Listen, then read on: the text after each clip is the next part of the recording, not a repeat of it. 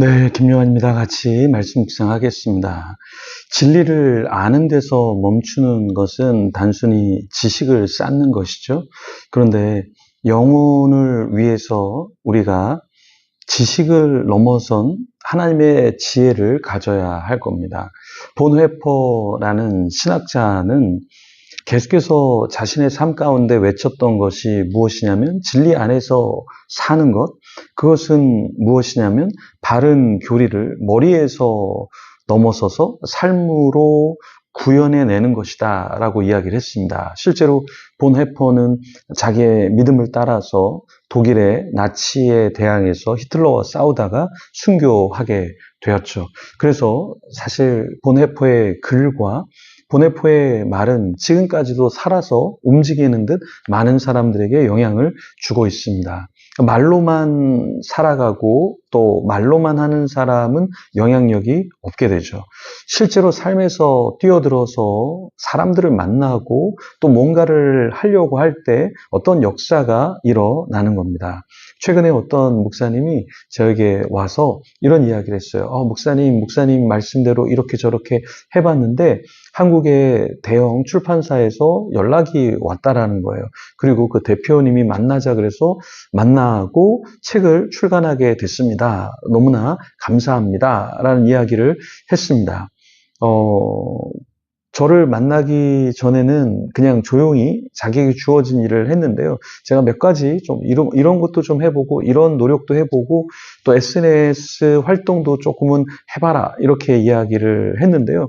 그 이야기를 다 듣고 정말 성실하게 잠을 줄여가면서 또 사람들을 만나가면서 자기에게 주어진 달란트를 또 많은 사람에게 나누는 그런 삶을 살았는데요. 그것을 아마 그 출판사 대표님도 보고 또 도전이 되고 이 정도의 사람이라면 같이 출간하고 영향력을 미칠 수 있겠다라는 생각을 한 것 같습니다. 우리도 신앙생활에서 그냥 머리로만 신앙생활하는 것이 아니라 손과 발이 움직이는 가운데 진리를 표출하는 저와 여러분이 되기를 소망합니다. 오늘 요한 2서 4절 말씀에 이런 말씀이 있습니다. 너희 자녀들 중에 우리가 아버지께 받은 계명대로 진리 안에서 행하는 자를 내가 보니 심히 기뻐하였노라. 자, 요한이 그 당시에 핍박 가운데서 어려운 가운데 사람들을 보니까 하나님의 자녀들 중에 어떤 자들이 있었냐면 아버지께 받은 그 계명대로 진리 안에서 행하는 자들이 있었다라는 거예요. 근데 그들을 보고 심히 기뻐했다라는 것입니다. 요즘같이 목회, 선교지, 또 세상에서 공부하고 일하는 것, 사업하는 것만큼 어려운 때가 언제가 있겠습니까? 그런데도 그런 가운데서도 선한 영향력을 펼치는 사람들이 있습니다. 자기에게 주어진 달란트를 나누는 사람이 있고요.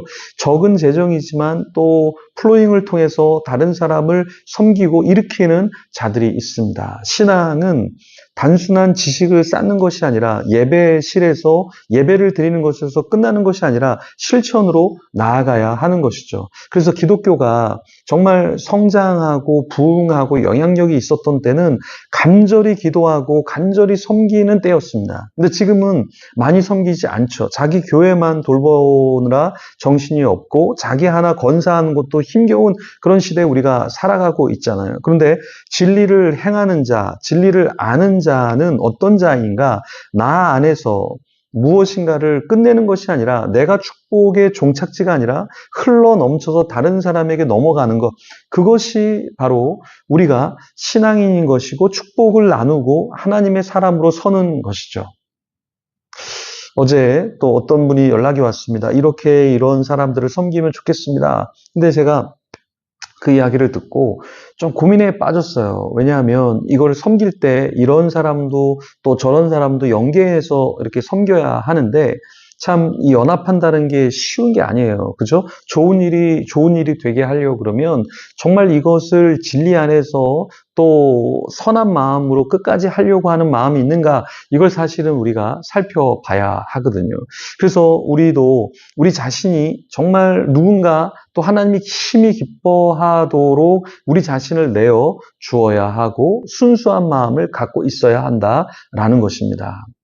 요한은 부녀에 대해서 이렇게 이야기합니다. 5절에 부녀여 내가 이제 내게 구하노니 서로 사랑하자. 이는 새 계명같이 내게 쓰는 것이 아니요 처음부터 우리가 가진 것이라.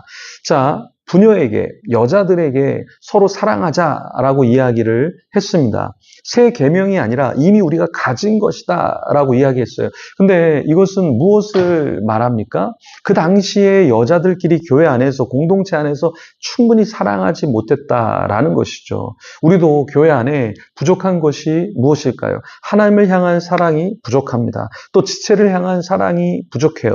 뭔가 잘못하면 우리가 혼내고 지적하는 것도 좋지만 이 사람을 어떻게 우리가 정말 품고 같이 일으켜 세울 건가, 그것도 우리가 상당히 많이 고민을 해야 하죠. 너무나 많은 배려를 한다는 것은 또 배릴 수 있지만 그것을 그렇게 가지 않도록 하면서 어떻게 하면 우리가 사랑 안에서 잘 케어하면서 같이 갈 수 있는가를 날마다 우리는 고민해야 할 겁니다. 6절에 요한은 이렇게 이야기합니다. 또 사랑은 이것이니 우리가 그 계명들을 따라 행하는 것이요 계명은 이것이니 너희가 처음부터 들은 바와 같이 그 가운데서 행하라 하심이라. 자, 요한은 여기에서 계속해서 무엇을 이야기합니까? 사랑을 행하라라고 말하고 있습니다. 행하는 것이 중요하다. 그리고 사랑은 이것인데 그것이 무엇이냐? 그 계명들을 따라서 행하는 것이다. 이렇게 이야기하고 있습니다. 우리도 누군가를 사랑할 때 감정적으로 동의가 되지 않을 때도 있습니다. 축복하기 쉽지 않죠. 그런데 그런 가운데서 우리가 축복하고 사랑하고 끌어안으려고 하면 하나님의 나라가 임하는 것이죠. 왜 우리는 하나님의 나라를 경험하지 못할까요?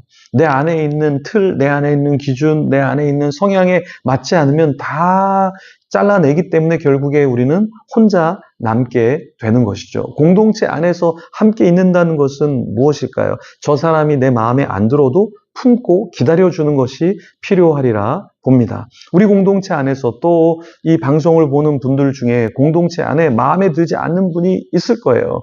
근데 먼저 어떻게 해야 됩니까? 그 영혼을 위해서 기도해야 되죠. 기도하면 어떤 마음이 들까요? 긍휼한 마음이 듭니다. 긍휼한 마음이 들면 예전에 내가 미워했던 마음보다 측은한 마음이 더 많이 들죠. 그리고 어떻게 됩니까? 우리는 손을 잡아주게 되고 격려하게 되고 그럼 어떻게 돼요? 그 사람의 마음이 높고 내 마음도 높게 돼서 하나님의 나라를 이루게 되는 것이죠. 그런 경험을, 그런 신앙의 간증을 갖는 여러분이 되기를 소망합니다. 여기에 기준에 미치지 못해, 이 정도로 살아가지 못해, 이 정도로 성숙하지 못해. 그렇기 때문에 우리가 밀어내는 것이 아니라 나도 부족하다라는 것을 알고 하나님이 그런 나를 받아주셨다라는 것을 인정하는 가운데 품는 저와 여러분이 되기를 소망합니다. 기도하겠습니다. 하나님 감사합니다. 참 우리는 부족합니다. 그런데 우리는 때로 날카롭게 지적하고 판단하면서 사랑하기를 미룹니다. 하지만 오늘 본문에 요한은 우리에게 사랑하라고 이야기하고 있습니다. 그것을 행하라고 말하고 있습니다. 요한의 말이 아니라 주님의 말로 받게 하여 주시고 진정 사랑하는 자 되게 하여 주시옵소서. 감사합니다. 예수님 이름으로 기도합니다. 아멘. 계속해서 기도하며 주님 앞에 나아가겠습니다.